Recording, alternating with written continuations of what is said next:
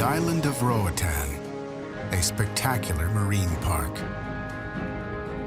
In the wild blue waters of the Caribbean Sea, north of mainland Honduras, bounded by the world's second largest barrier reef. Roatan is a must for divers and undersea explorers, mingling with dazzling marine creatures, graceful predators, masters of disguise, and venomous reef invaders. A nighttime journey of unworldly discovery, magnificent underwater vistas, and ghostly relics claimed by the power of the sea.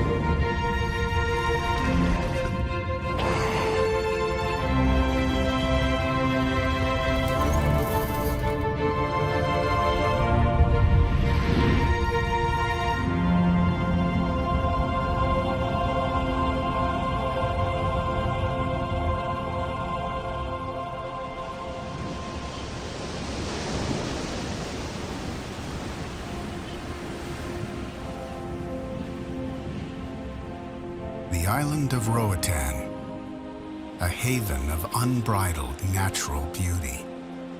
40 miles off the north coast of Honduras, in the warm blue waters of the Caribbean Sea. The largest of the Bay Islands, Roatan is ringed by the Mesoamerican Reef System, a spectacular and diverse coral atoll, second in size only to Australia's Great Barrier Reef. Mesoamerica comes from the Latin meaning Middle America. Vibrant blue waters, far-reaching visibility, and stunning undersea caverns have made Roatan an underwater mecca for divers and explorers. The main attraction for scuba divers in Roatan is the fact that we're still diving very pristine reef conditions. Many parts of the world, they're heavily inundated with scuba divers, and the reef system starts to take a little bit of a beating. But because we're fairly isolated and fairly remote, our reef system is still in very, very good condition. We have caves, we have crevices, we have some beautiful, beautiful sloping walls, and we also have some very exciting vertical walls.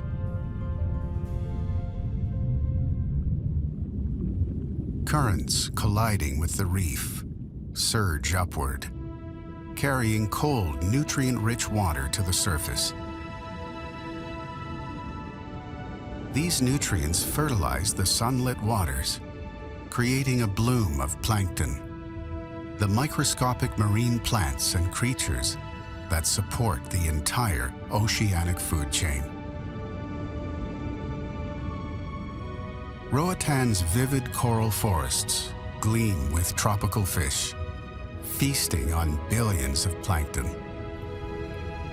More than 90% of all species in the Caribbean can be found here in the Bay Islands. From deep blue tang and poisonous pufferfish to powerful ocean predators like the Caribbean reef shark.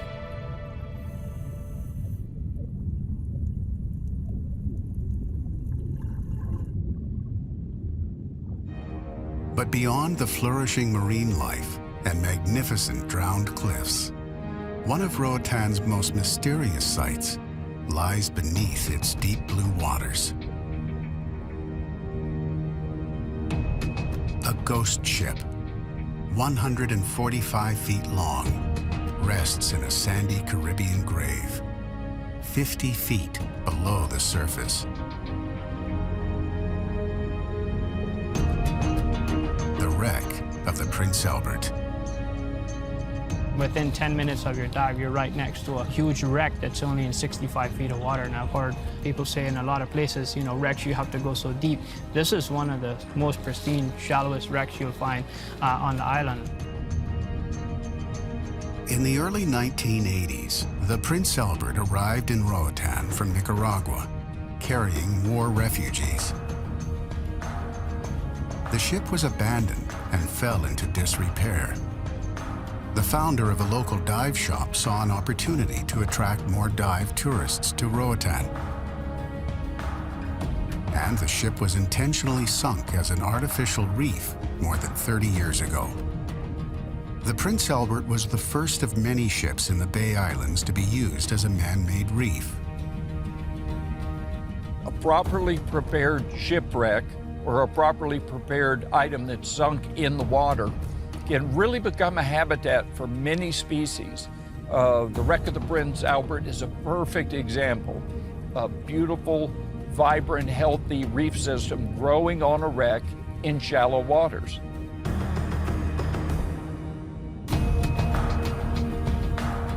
What was once an island freighter has been claimed by the sea.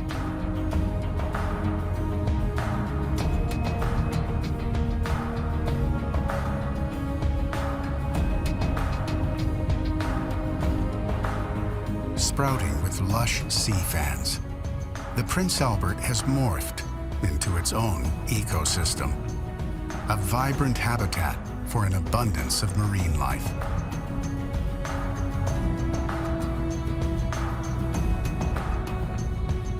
An estimated 30 species of fish inhabit the iron wreck.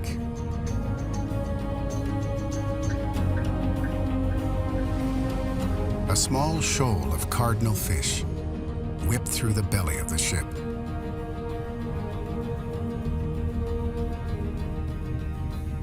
Reconditioned by 3 decades of corrosion, currents, and tropical storms, the Prince Albert is an undersea garden, as much a part of the lifeblood of Roatan as the natural reef systems and rock channels that provide shelter for a myriad of fish.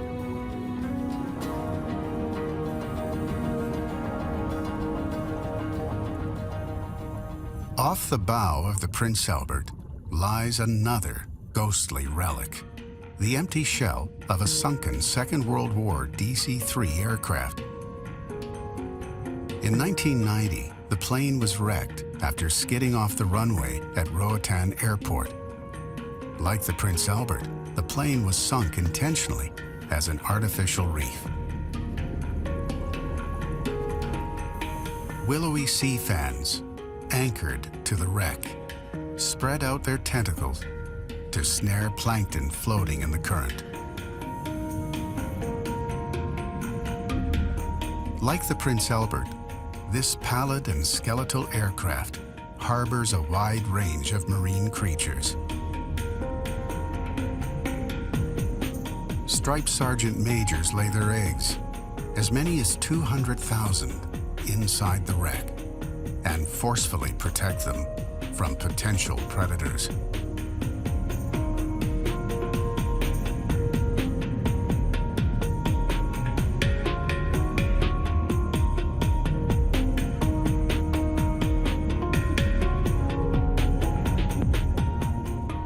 A spotted moray eel, seeking refuge from the dangers of the open ocean, pokes out of the fuselage.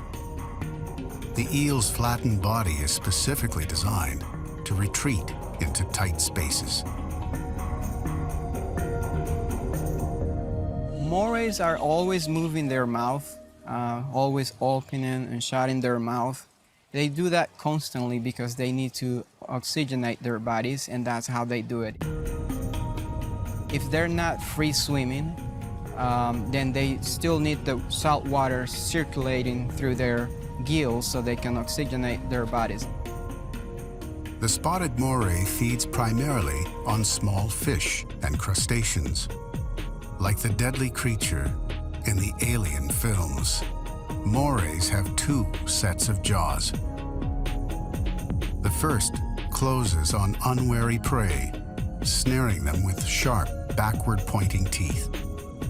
A second set of toothy jaws then drags the kill down its throat. With no food in sight, the spotted moray recedes inside the aircraft.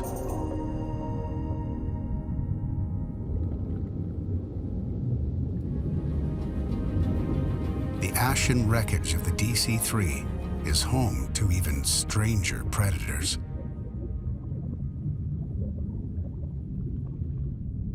A giant plant-like anemone, its mouth surrounded by dozens of tentacles, hunkers down on the debris in wait of passing fish.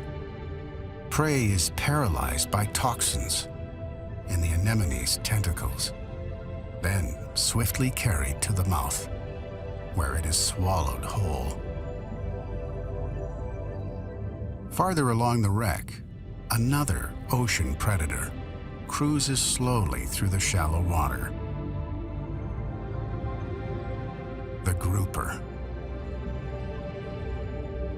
Among the largest fish in the sea, Atlantic Goliath groupers can reach weights of 790 pounds, the same body mass as a Kodiak bear.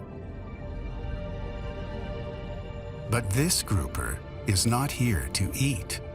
Instead, it touches down on the wreck and waits to be cleaned. A small remora, or suckerfish, nibbles away at troublesome parasites on the grouper's skin. Cleaner fish are essential to the health of the grouper. Removing, then eating, not just parasites, but dead tissue that is formed on the skin.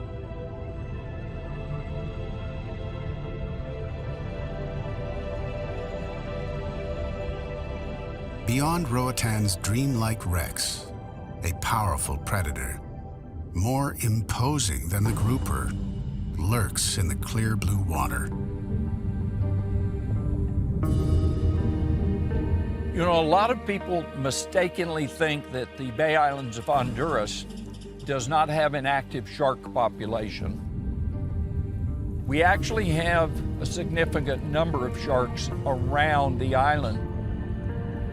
Divers are drawn here, intent on getting close to one of the ocean's most intimidating predators, the Caribbean reef shark.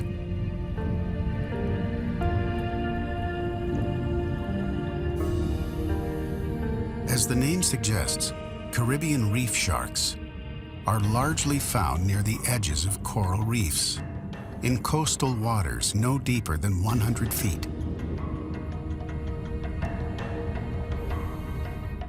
Sleek and graceful, they are the reef's enforcers. Acute eyesight, a keen sense of smell, and specialized organs that detect electrical currents created by prey make the Caribbean reef shark one of the ocean's most potent predators. These sharks feed mainly on reef-dwelling bony fish and larger creatures such as the eagle ray.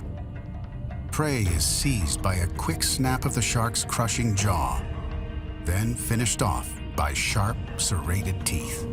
Low-frequency sounds indicative of struggling fish attract these reef sharks, as does the presence of fishing boats.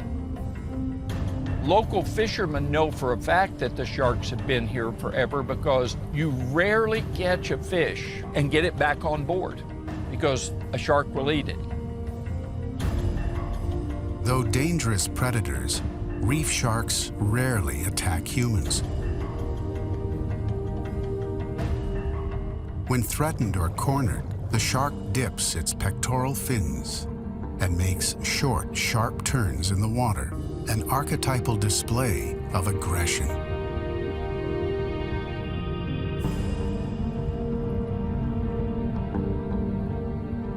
Neither threatened nor provoked, these sharks cruise serenely over the reef. A thrilling yet potentially nerve-wracking experience for divers who must remain vigilant when swimming with a shoal of hungry sharks. We've entered into their environment. The sharks have always been in this location. We're watching 20 very docile, beautiful, big sharks swim around us. We have to remember that these are animals that are the apex predators in these waters.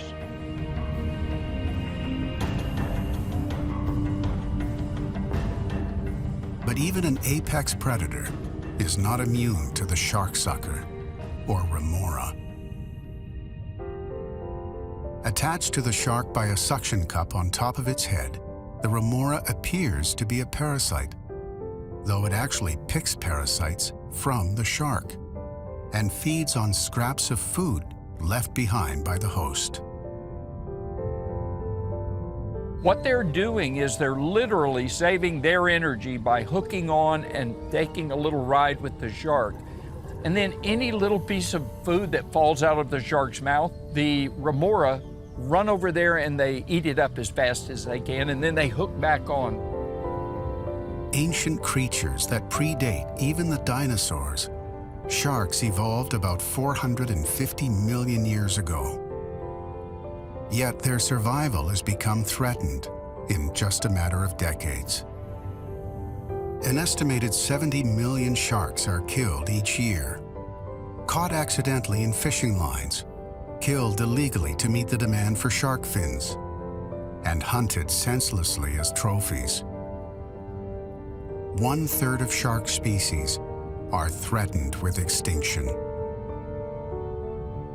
Towering at the top of the oceanic food chain, sharks help to control the population of their prey species. Without sharks, too many prey would survive, competing for food and upsetting the delicate ocean ecosystem.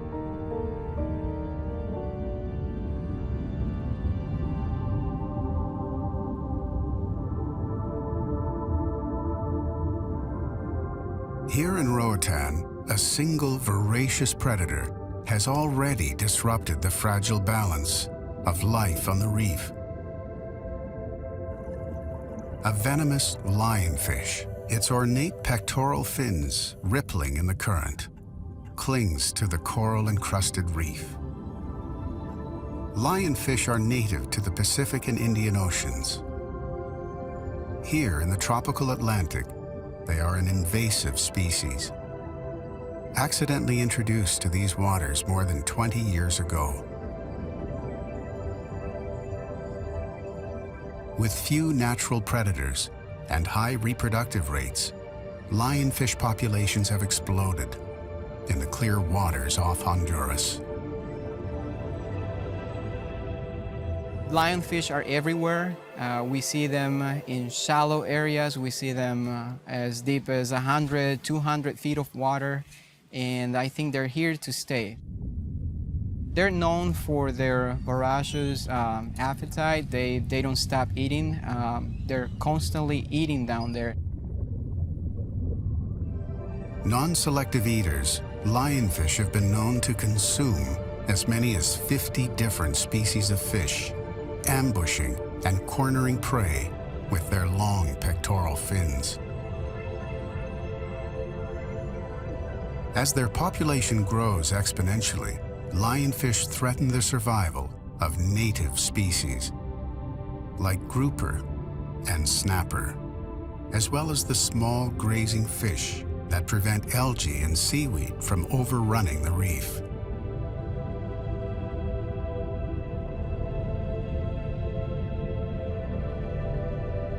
Slow-moving, easy to spot, lionfish fend off would-be hunters with the venomous sting of their needle-like dorsal fins. Predators, however, are scarce, and the ongoing lionfish invasion leaves the ecological health of the reef hanging in the balance.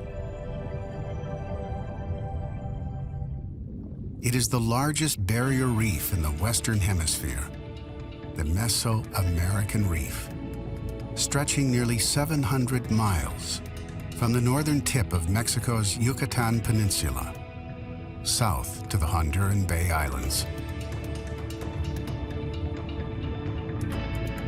The reef is home to rippling sea fans and more than 60 species of coral, including large brain corals that can live as long as 900 years. The reef provides shelter for more than 500 species of fish, including some of the Caribbean Sea's most strange and surprising creatures, such as the scrawled filefish. Feeding mainly on algae and coral, the filefish is able to protect itself from predators by diving quickly into a crevice, then erecting spines on its head and belly that lock the fish into the tight space, making it difficult for predators to pluck it from the reef.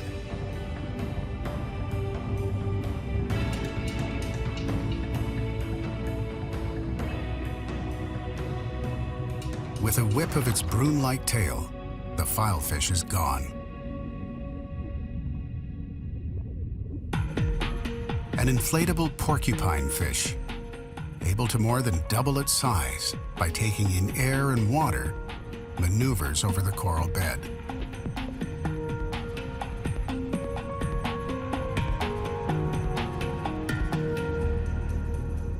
In the distance, past a field of branch coral, an ultramarine cloud glides over the reef.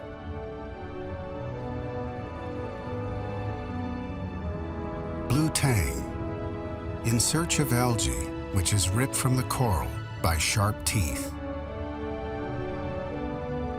Blue tang are essential to the health of the reef, eating algae and preventing it from overgrowing and suffocating the coral. The tang, named for their dangerous razor-sharp tail spines, swim in schools as another defense against predators.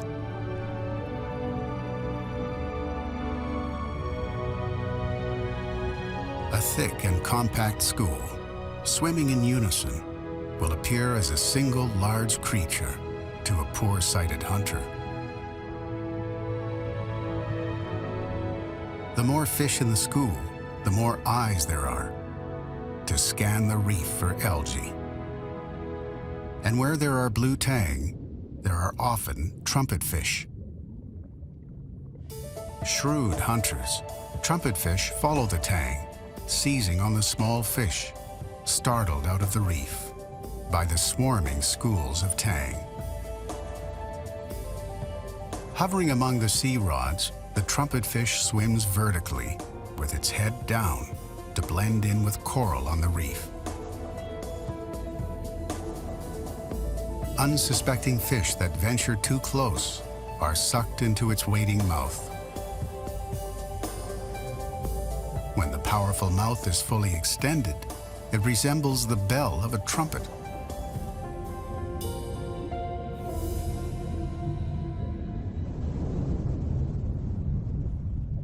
Closer to the surface floats an even craftier master of disguise, the Caribbean reef squid.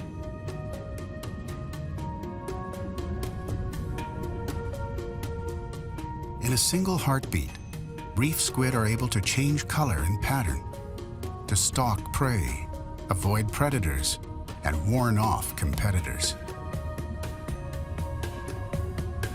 Thousands of color-changing cells just below the surface of the skin are controlled by muscles that generate distinct colors to communicate specific messages.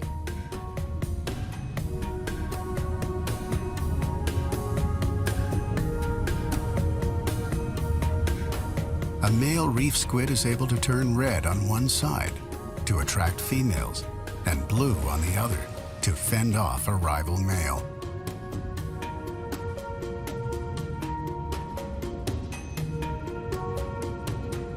On the south shore of Roatan, a pristine sun-mottled reef stretches near the surface.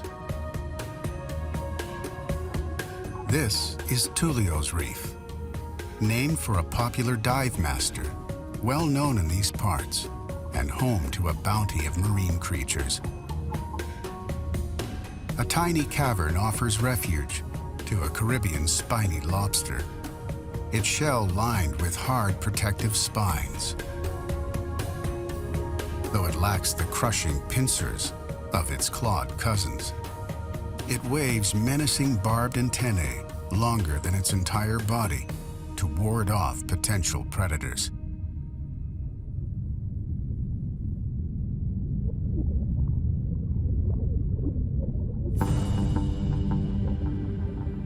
Predators like the green moray eel, a band of muscle thicker than a human arm.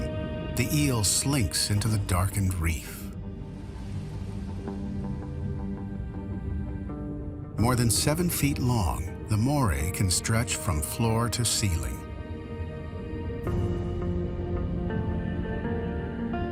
A long, flapping dorsal fin, its only mechanism for swimming.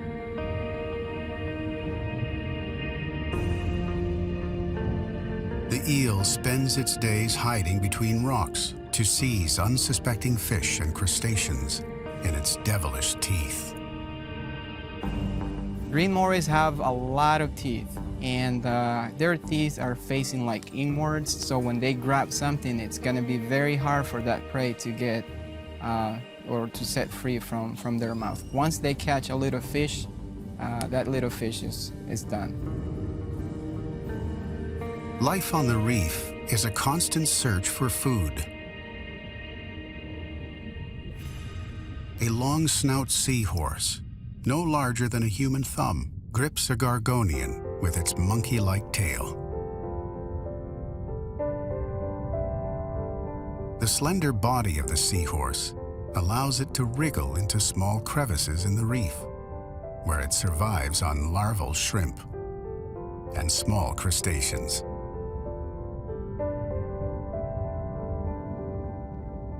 But food is not the only key to survival. For a species to flourish, its genes must be passed on to the next generation. A pudding wife wrasse releases her eggs into the current, and a frantic race ensues. Males release a cloud of sperm in an attempt to fertilize the eggs. It is a spawning frenzy that lasts just seconds. Only the fastest and strongest fish prevail.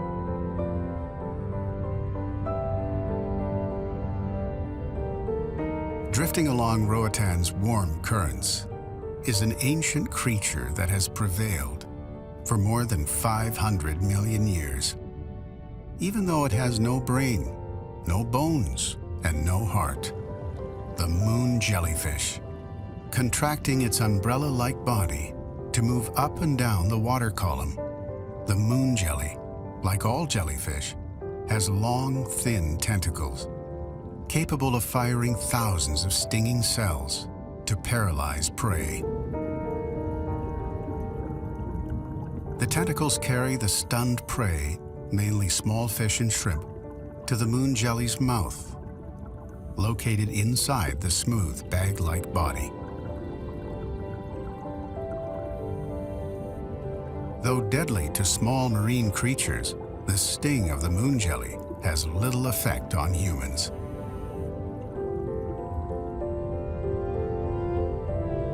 Gently pulsing, casting a faint luminescent glow, the moon jelly floats serenely with the currents, as its ancestors have since before the age of the dinosaurs.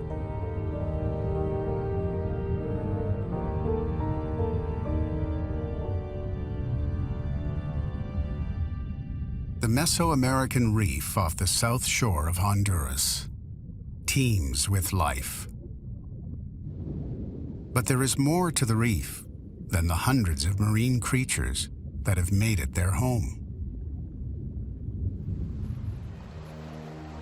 Over thousands of years, cycles of glaciation and the rising and falling of sea levels have forged a stunning underwater world of caves, tunnels and crevices. Natural cathedrals knitted with coral near the bottom of the ocean.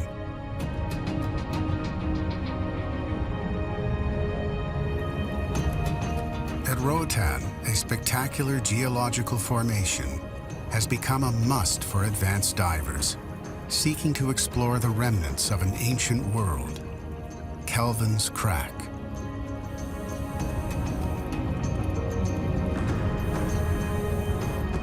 Divers must enter vertically, head down, through a crevice no wider than a car door, and into an underwater chamber 100 feet deep.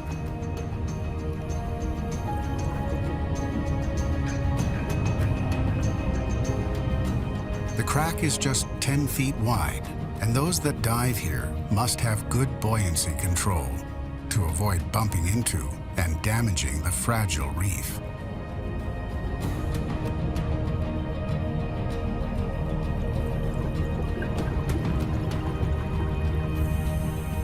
Divers kick through the shadowy undersea channel.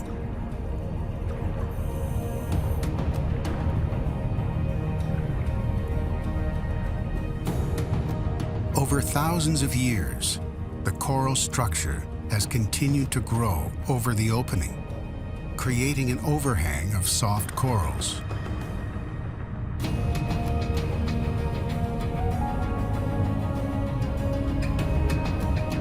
Over time, the coral will grow over the top, sealing in the crevice system.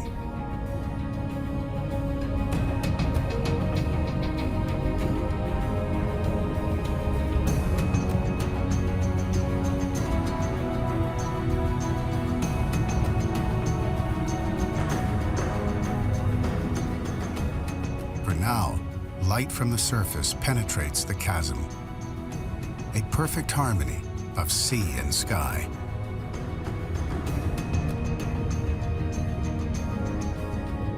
I just love the play of light. I love seeing new divers doing their first crevice or crack dive because their eyes are bugged out. They're all excited about this. They've done it.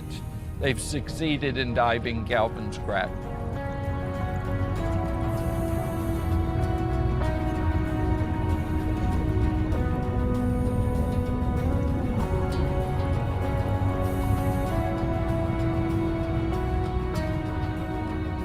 Fissures in the reef, caused by erosion from rainwater thousands of years ago when these limestone cliffs were above sea level, harbor a number of undersea creatures. Here, in the labyrinthine chambers of Mary's Spot,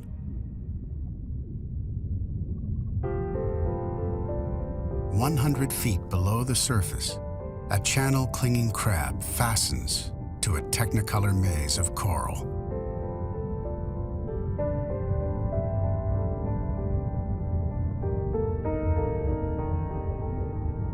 Bristle-like hairs on the shell catch bits of algae, sponge, and coral, allowing the crab to blend in almost seamlessly with the reef.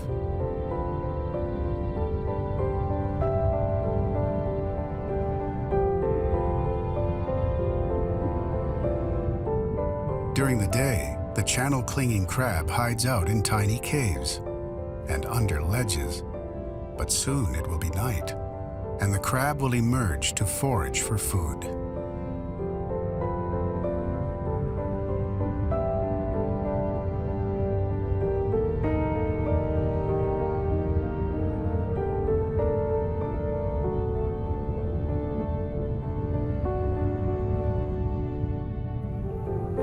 At the exit of Mary's Spot, divers return to a pure blue ocean.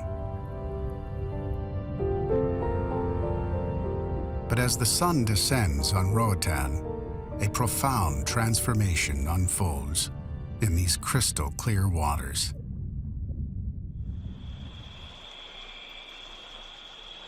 Nighttime on the reef is a different world. In the darkened depths, new and unusual creatures appear. As we go deeper, and deeper and deeper, we start seeing other residents of the night. A striped burrfish, its rounded body covered in short, sharp spines, uses its large bulbous eyes to keep watch over the grassy seabed. Hard sandpaper-like teeth allow it to crush the shells of one of its favorite foods, the hermit crab. Sea flies, illuminated by the light of the camera, flit through the water. Hermit crabs are nocturnal creatures that emerge from their daytime hideout to forage on the seabed. Unlike other crabs, which produce their own calcium carbonate shells, the hermit protects its soft and vulnerable abdomen by squeezing into the empty shell of a marine snail. As the hermit crab grows, it will abandon its home for a better fit, passing the discarded shell down to smaller crabs.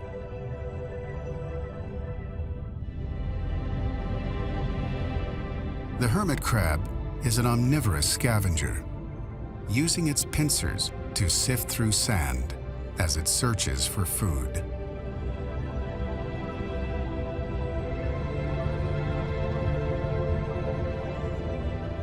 Longer antennae are used for feeling, the shorter pair for smelling and tasting.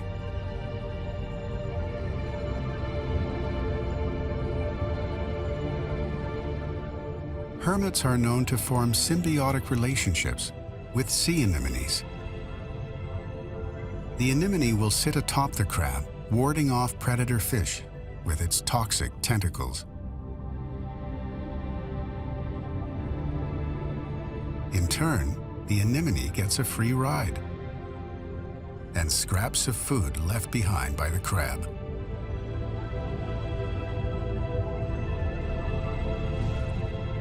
A banded coral shrimp waves its long white antennae, an invitation to passing fish looking to be cleaned of parasites by its 3 sets of claws.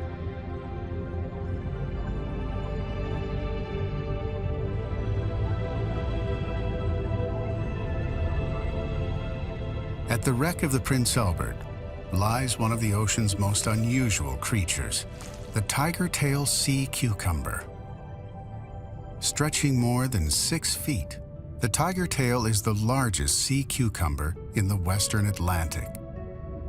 All sea cucumbers live in the ocean and are related to both sea stars and sea urchins.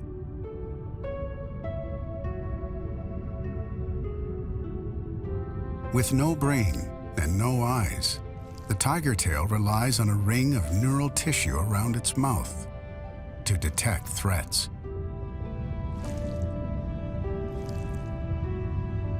Like all members of the species, this furry sea cucumber breathes by drawing oxygenated water in through the anus and then expelling it.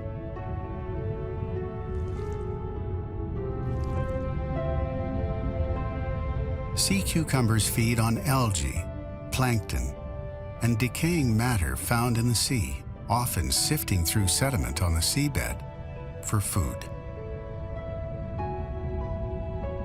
The furry sea cucumber is more mobile than most and can move swiftly by crawling or simply rolling across the ocean floor.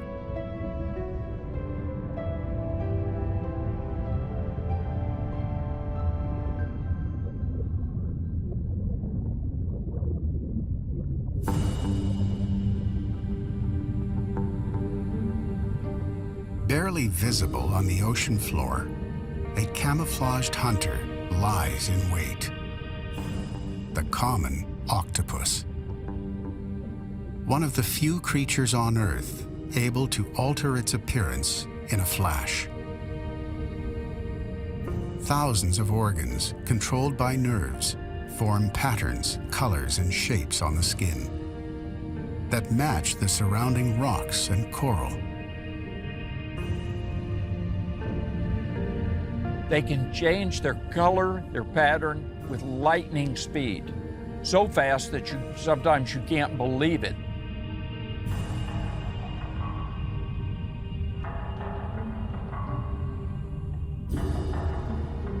I'm sure there's been 1,000 octopus that I have swam right over on the reef, but I just simply didn't see them. During the day, the octopus hides out in coral overhangs on the reef. At night, it comes out to hunt, using an inventive technique called tenting.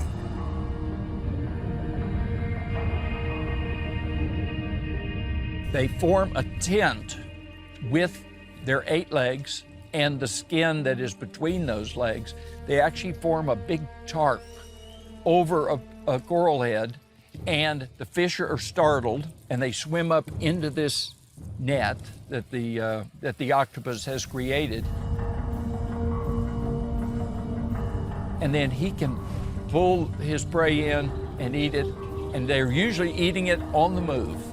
They're voracious feeders, and so while they're eating one, they've got 7 other tentacles that they're out there hunting with.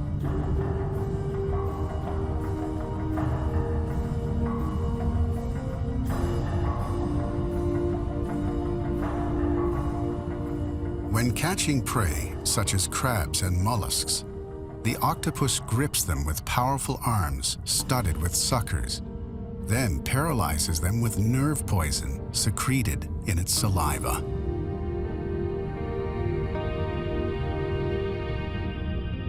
Perfectly adapted to its surroundings, the octopus has 3 hearts. 2 pump blood to the gills. The 3rd keeps circulation flowing to the organs. When the octopus swims, the 3rd heart stops beating. By crawling across the coral, the octopus conserves precious energy.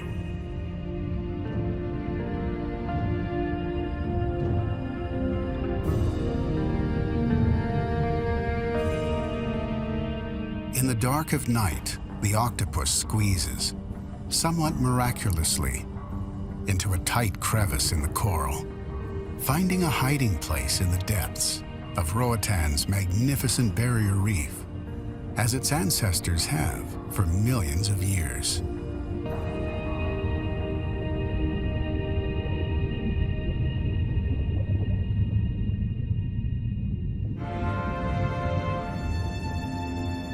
From ghostly sunken relics and stunning underwater vistas to powerful predators and kaleidoscopes of tropical fish, Roatan is a portal to another world among the reefs.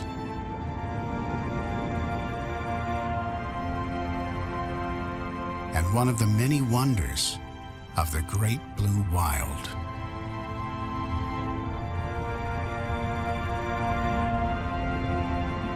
You want to go diving at 2 in the morning, you want to go diving at 10 at night, you want to do a night dive, all you have to do is walk off the shore, swim about 100 yards, and you are on 2 of the most pristine reefs in the Caribbean.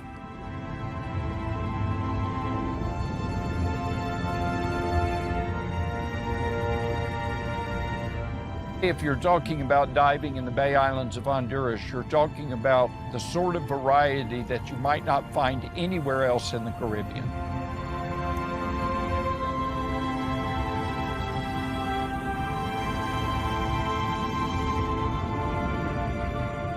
Well, it's one of those pristine, lovely places that just almost feel mysteriously mythical. I mean, you're in a little slice of heaven.